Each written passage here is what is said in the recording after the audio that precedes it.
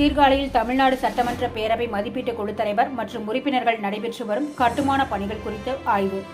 திருவெண்காடு புதன் ஸ்தலத்தில் வழிபாடு செய்தனர்.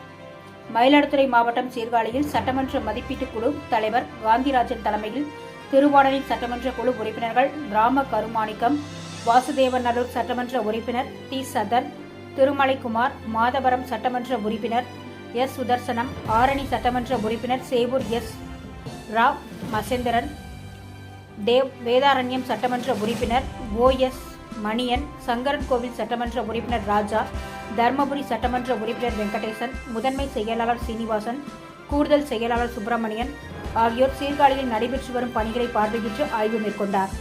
முதலாவதாக ரூபாய் 8,42,00,000 மதிப்பீட்டில் சீர்காழி புதிய பேருந்து நிலையம் மறுசீரமைப்பு பணிகளை பார்வையிட்டு சீரமைப்பு பணிகளை விரைவாகவும் தரமாகவும் முடிக்க அறிவுறுத்தினார்.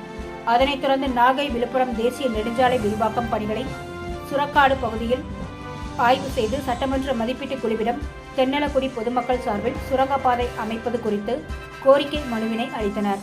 அதனைத் தொடர்ந்து இந்து சமய அறநிலையத்துறைக்கு சொந்தமான திருவெண்காடு சுவதாரணீஸ்வரர் திருக்கோவிலில் புதன் ஸ்தலத்தில் நடைபெற்று வரும் திருப்பணிகளை ஆய்வு மேற்கொண்ட சட்டமன்ற பேரவை குழு புதன் ஸ்தலத்தில் சுவாமி, அகோரமூர்த்தி, நடராஜர், அம்பாள், புதன் பகவான் உள்ளிட்ட சந்நிதிகளில் வழிபாடு செய்தனர்.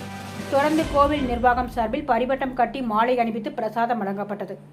பூம்புகார் சுற்றுலா தலத்தை மேம்படுத்த ரூபாய் 23.60 கோடி மதிப்பீட்டில் நடைபெற்று வரும் கலைக்கூடம் பணிகளையும் பார்வையிட்டு ஆய்வு மேற்கொண்டார். இந்த ஆய்வில் மயிலாடுதுறை மாவட்ட ஆட்சியர் மகாபாரதி, பூம்புகார், சீர்காழி சட்டமன்ற உறுப்பினர்கள் மற்றும் அரசு துறை அதிகாரிகள் உடனிருந்தனர்.